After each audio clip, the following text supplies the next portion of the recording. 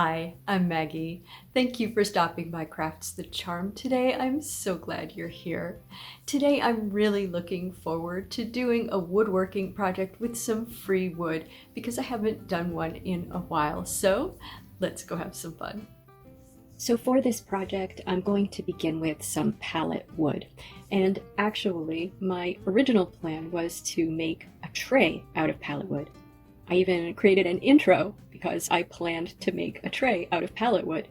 So I have a little tray on my ottoman here in this room, but it's just... But the tray did not come out very well. But for the beginning of this, when I'm working with this, I'm planning to make a tray. And that's how I chose the sizes of the wood that I cut.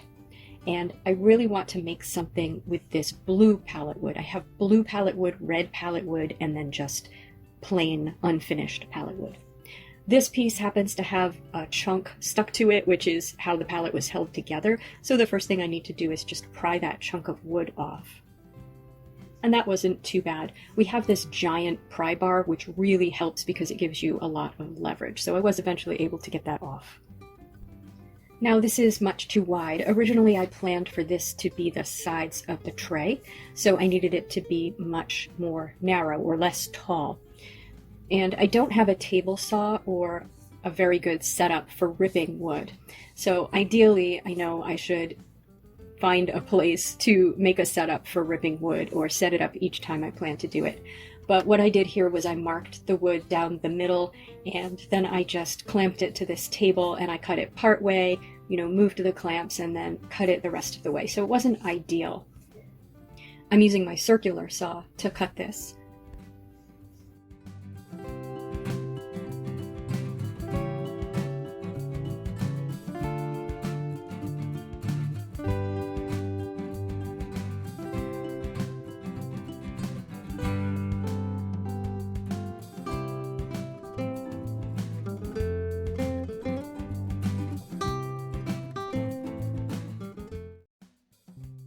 And then I used the radial arm saw to cut the pieces down to the length that I wanted. So originally I planned to have the long pieces around the boards that would be the bottom of the tray and the smaller pieces tucked into the ends of the long pieces. So that's why the smaller pieces are so short. And I was going to do just a sort of a butt joint at the end with these.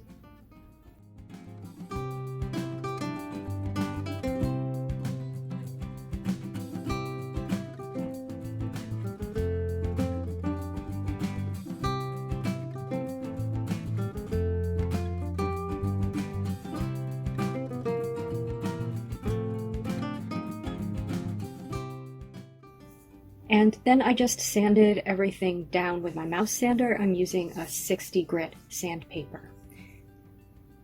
The wood has the blue paint on it, so I tried not to sand off all of the blue paint, but I did want to make the wood smooth everywhere, especially the edges. I wanted it to have a beachy sort of look, as if it were maybe on its way to becoming driftwood.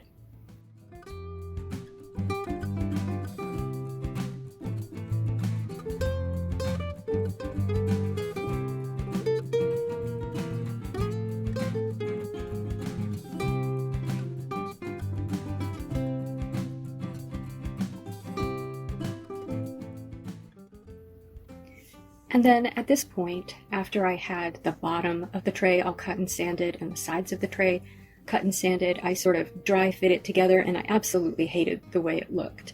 The wood was too chunky and the size of the bottom of the tray was too large, so it was out of proportion with the side of the sides.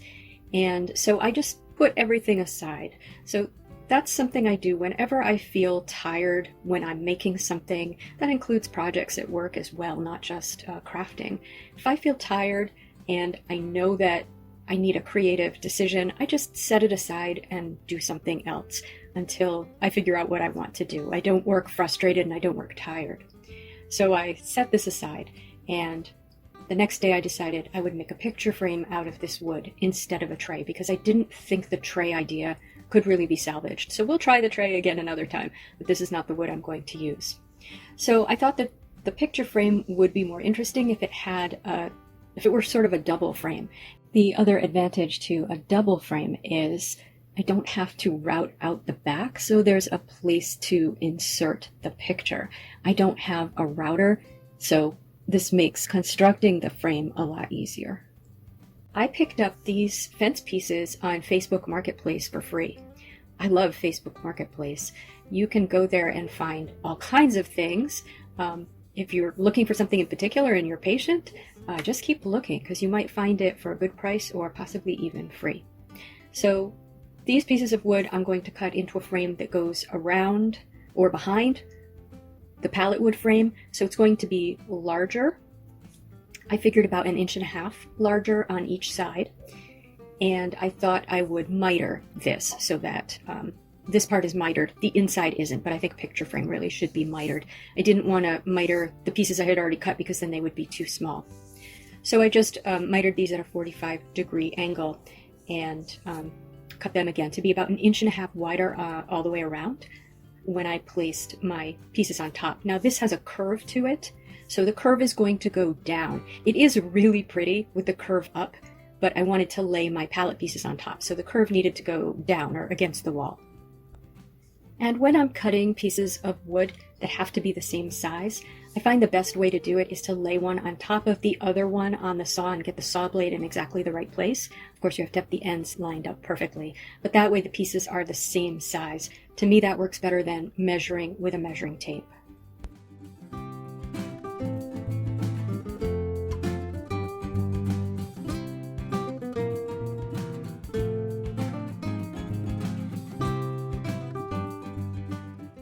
Now then, I sanded these pieces again with a 60 grit sandpaper, and they might have been a little bit rotten.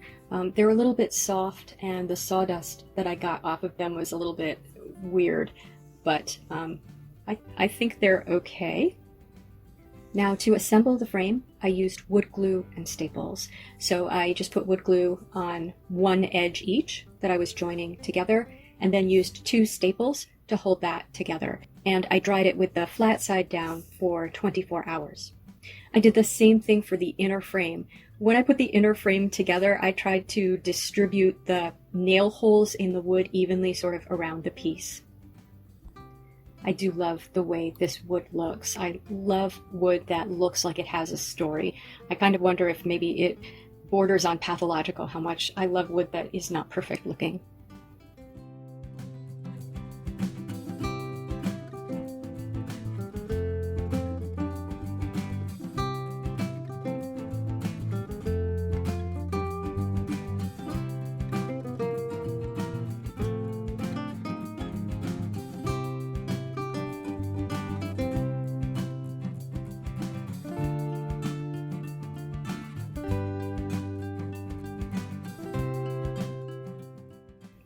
Now I'm going to paint the outer frame, and I'm going for a color which is, I think it's called something like sophisticated teal or something like that. It's a bear color from Home Depot, and I wasn't able to match it completely, but I came somewhat close. So first I just wiped all of the sawdust off of the frame, and I'm going to use chalk paint because I want a matte finish. So I'm using the Folk Art Home Decor chalk paint, and one color is Grotto, and I'm mixing with that a color called Nautical.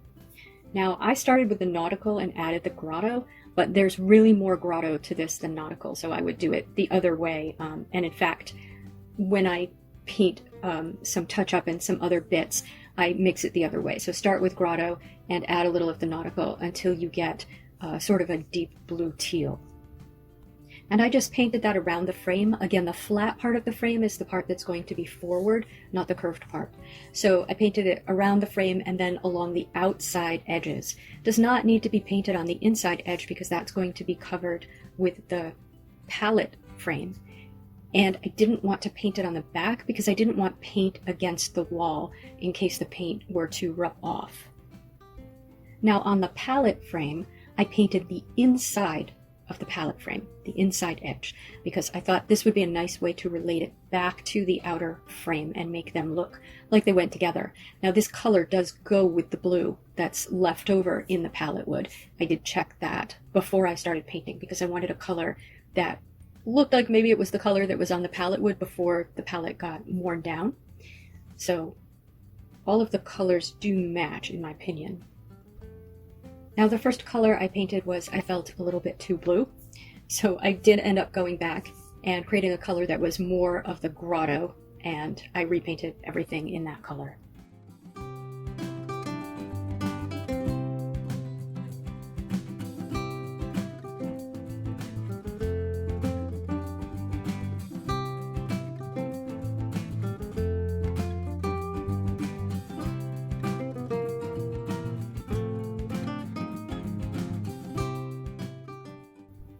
Now, what to put inside the frame. I do have a number of pictures that I've taken of boats and of wildlife in the area, and I considered doing something with one of those photographs. But ultimately, I decided that I would rather have something really simple inside the frame. So I took my canvas drop cloth, which has shown up in a lot of crafts and will probably continue to show up in a lot of crafts because it's a huge piece of cloth, which is very inexpensive and wonderful for these coastal crafts.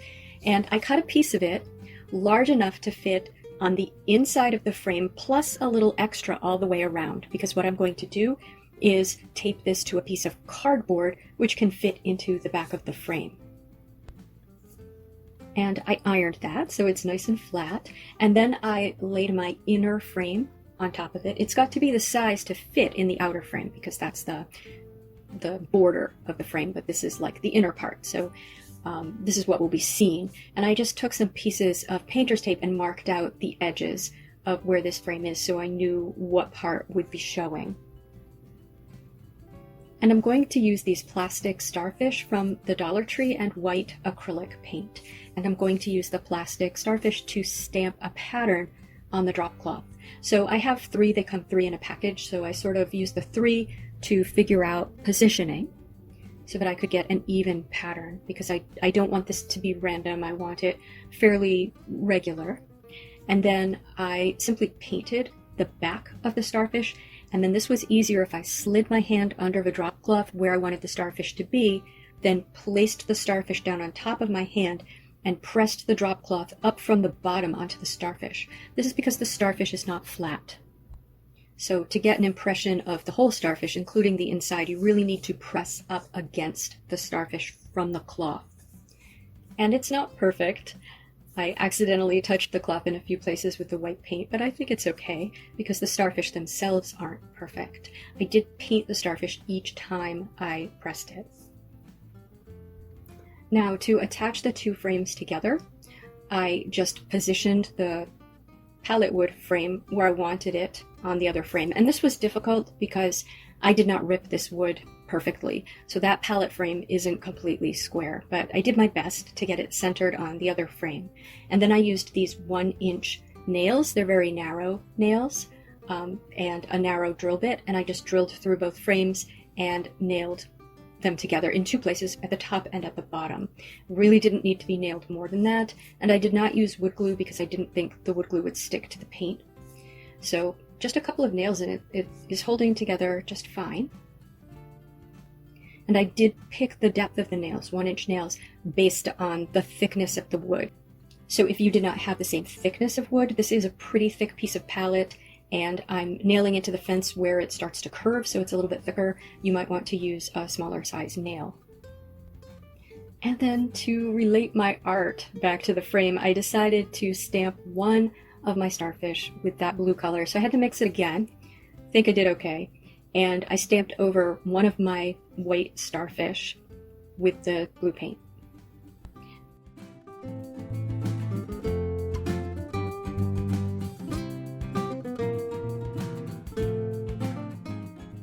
And then I just cut a piece of cardboard that would fit exactly in that outer frame. And then I wrapped my piece of drop cloth around that and taped it down with some painter's tape and pressed it into the frame. Now, I could not tape anything to the back of the frame. I tried to cut out a piece of paper bag and tape it over the whole thing on the back of the frame, and I just could not get any tape to stick to that frame. I think it's clean of dust. I don't know why, but the picture stays inside of the frame just because it's the right size. Oh, and when I cut the cardboard, I cut it just a tiny bit smaller because I knew there would be the cloth going around it, taking up a little bit of space. so a tiny bit smaller than the size of the frame. And here it is. Here it is leaned against the wall. And then I did attach a sawtooth hanger to the back, so here it is hanging on the wall. So what did you think of our coastal tray turned into a coastal frame? And what would you have put inside? Please tell me in the comments. I really enjoyed printing with the little starfish onto the piece of canvas. I liked the way that that came out, and I think I might try that again, but maybe for a project that is actually a cloth project, like maybe a bag or a pillow. If you liked this video, please give it a thumbs up, and if you enjoy this sort of content, please subscribe to Crafts the Charm. Thank you for spending time with me today. Take care.